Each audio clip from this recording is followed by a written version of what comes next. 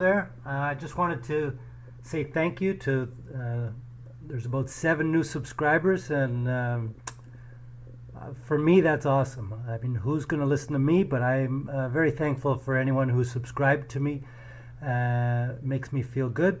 So I just wanted to make a little comment on the IPCC report that just came out a couple hours ago. That's the Intergovernmental Panel on Climate Change. And I'm kind of a yardstick for this because I'm not on the extreme of either side. I'm kind of someone who it wasn't a big issue for me. But I have a friend who's a millennial. He's much younger than I am, but a really smart guy. And it's a big issue for him. So I decided to try to learn more about this topic. I can remember when I was young, when they started the blue box, I had no idea what it was. They did. It's not like they gave a tutorial. Kind of just showed up, and I was at an indoor track meet, and I overheard a guy talking about the blue box, and I thought, oh, it's for recycling. I mean, that's how naive I was back then. We didn't even know what it was, and so I was listening to them, and the guy was going on about how useless it was because it didn't really make much of a difference.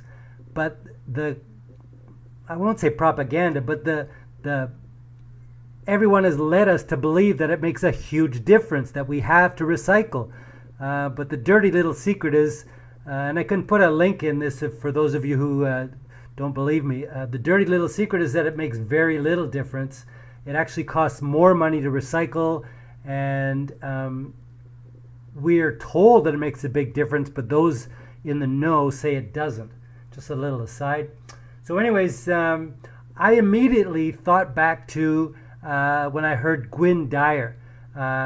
You'd have to be pretty old to remember this guy, but he used to work for CBC. He was mostly an authority on wars, but I guess then he transitioned into climate change, and he wrote a book called Climate Wars.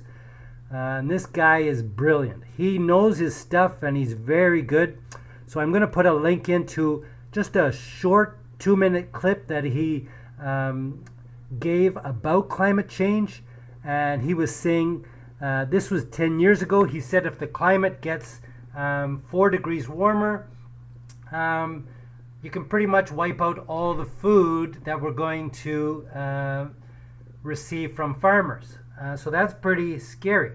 Now, in the comments, of course, somebody who doesn't believe him said this is alarmist. But actually, it's not that alarmist. And what he did say beyond that is he says if it actually gets there, we could be looking at the 6th extinction, mass extinction on Earth.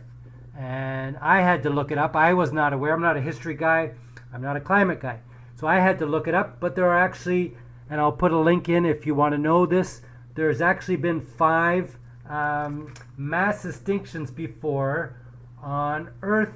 And they go back, I have it here on my phone, the Ordovician Silurian extinction, 440 million years ago. Devonian, 365 million. Permian Triassic, 250 million years ago. And the Triassic Jurassic, 210 million. And Cretaceous Tertiary extinction. So you can believe that it's alarmist if you want, but he doesn't seem to think so, and he's quite an expert on this topic. So it's pretty scary. And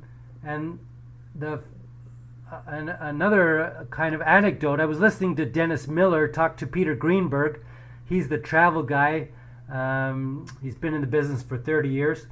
And Dennis told a funny story that it was ironic that he went to Aspen to give a little comedy gig, and at the same time they were having I guess you call it a conference on climate change, and the pilot said to him, it's going to be a delay because there's so many private planes here, there's nowhere to park the plane.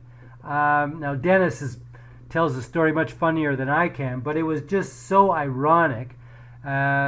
and when I think of that, I remember what's his name? That actor in the great movie The Beach, Leonardo DiCaprio.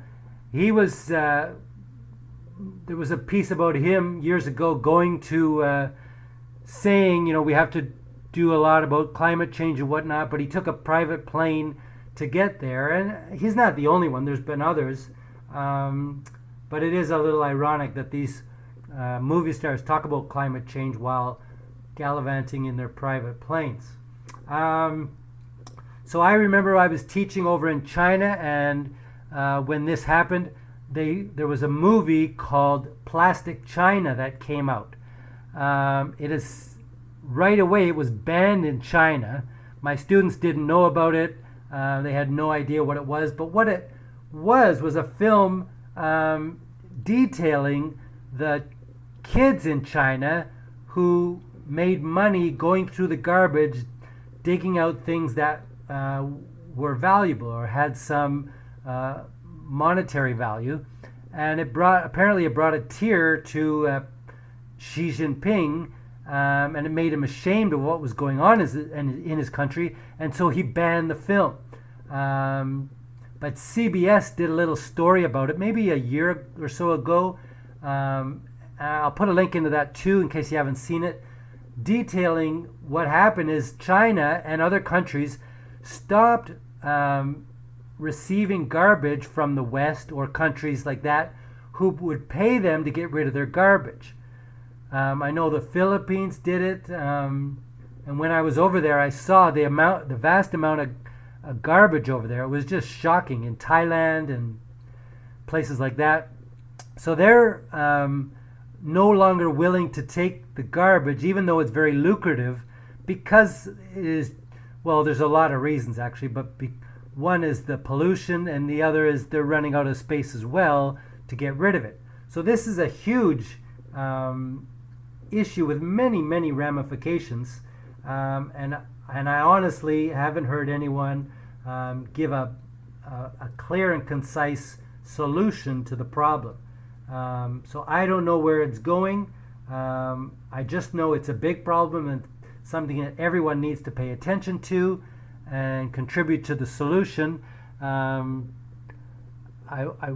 wonder if this is going to lead to a shortage of food. We can already see the effects with the wildfires in Greece and British Columbia, and I'm sure other places. Australia had it, and at the same time the floods that are going on in China, in Australia, in Japan. And then somebody in one of the comments mentioned Michigan has had rain for 5 straight weeks. It's not climate change, it's climate chaos, and one has to be worried about where it's going to end and what is going to happen in the meantime. Okay, so that's something, food for thought for the day. And again, thanks to all the new subscribers. I hope to make videos worth listening to. Okay, bye-bye.